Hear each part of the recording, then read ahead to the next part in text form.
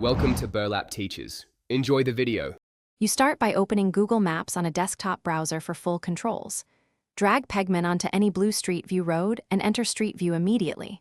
Once inside, scan the top left.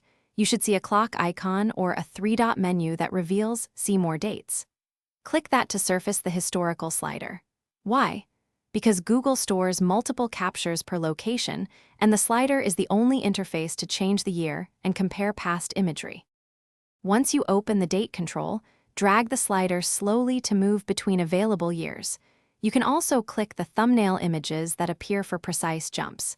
Make sure to pause briefly when the image loads, because Google Stream's different captures and artifacts can appear while rendering.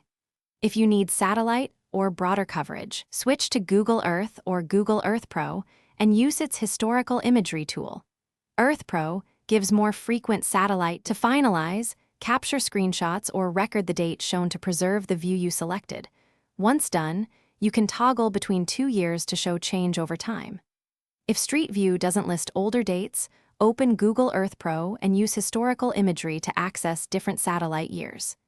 If things go wrong, make sure you're on desktop, update the Maps app, or clear browser cache. Those steps often restore missing controls and force newer imagery indexes to load correctly. Thanks for watching. Consider subscribing if this video helped you.